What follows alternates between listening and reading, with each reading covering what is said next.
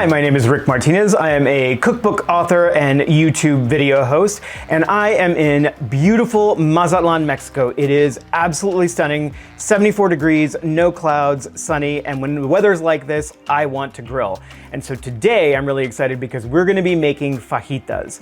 I'm from Austin, Texas, and fajitas were just a part of the culture. This recipe is super easy, it's great for a crowd, amazing for a party, you're gonna love it.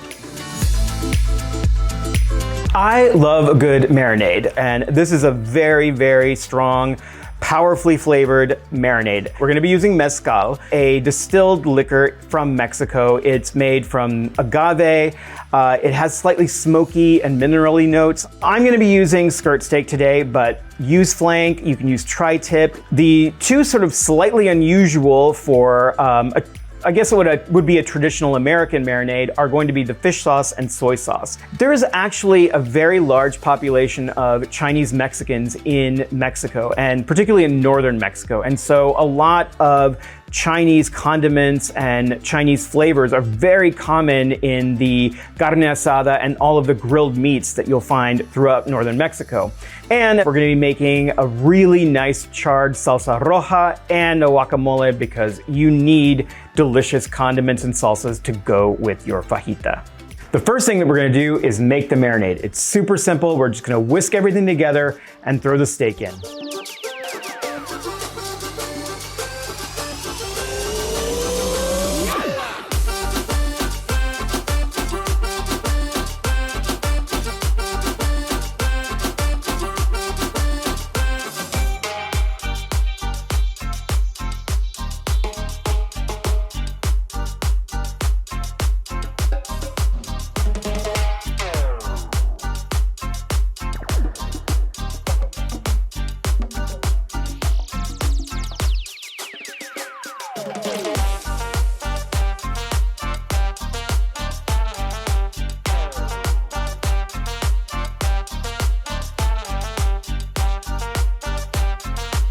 So the marinade is done. Now it's time to drop the steaks in. If all you have is 30 minutes to marinate, that 30 minutes is gonna give you more flavor than it would have if you just put salt and pepper on it. So I would definitely go ahead and do it for the 30. I would say minimally you wanna do it for an hour. Overnight is best. I think between 12 and 24 hours is like the sweet spot. You'll get like maximum tenderness, maximum flavor. But again, if you only have 30 minutes, do it for 30 minutes.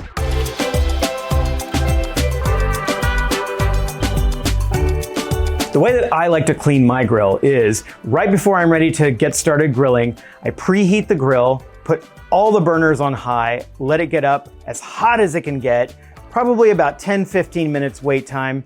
As soon as it's ripping hot, open the lid and brush off those grates.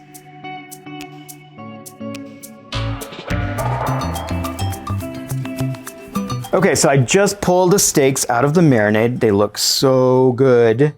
And now what I'm doing is just brushing them with oil lightly. This is a neutral oil.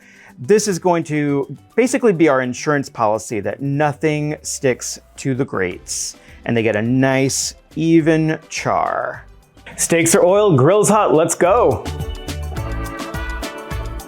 Okay, so my grill is screaming hot. What I'm gonna do is I'm gonna put the steaks down in the hottest part of my grill, which is the sear section. I've got a concentration of burners. For medium rare, I like to cook the steaks between 2 to 4 minutes. It all depends on the thickness of your cut and also the heat of your grill. I know that on my grill, it gets super hot. It's gonna take about 2 minutes. When I get nice char marks, just carefully lift up the steaks. They should release themselves from the grill, flip them, cook for another 2 to 4 minutes on the second side, and you're all done. So we're gonna let these cooked steaks rest for at least 10 minutes before you cut them, or else the juices will run completely out. It's best if you can let it sit uncovered for about half an hour so that they can get really nice and tender. All the juices will concentrate back into the meat and then you can cut. While we wait, we are going to prep our veg. So this is a super easy prep. Just going to trim out my onion and we're gonna just thinly slice.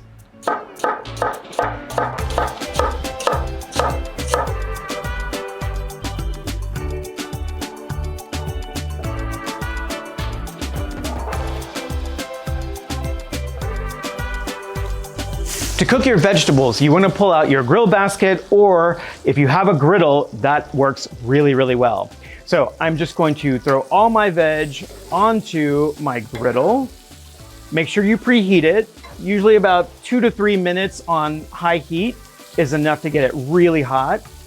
If you need to throw down a little bit more oil, that's okay too. And you want to cook the veg for between 6 to 8 minutes until they get nice and tender and start to brown and get caramelized. They're gonna be really delicious.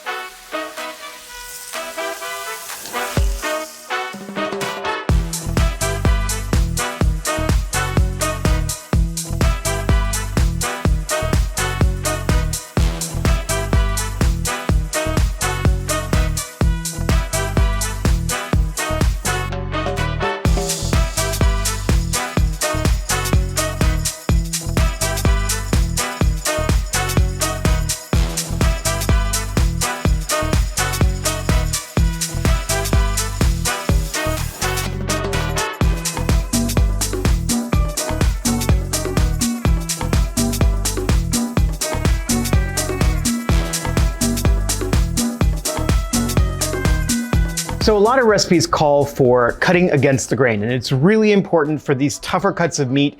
It'll actually make the cut more tender or seem more tender in your mouth. But what that actually means is that these strands of protein in the meat are the grain. And so what you want to do is cut a perpendicular cut against that grain.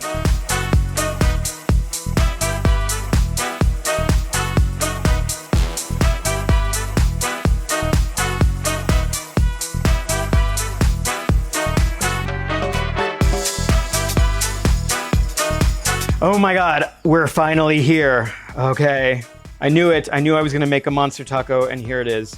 But don't worry, I'm a professional. I will get this down.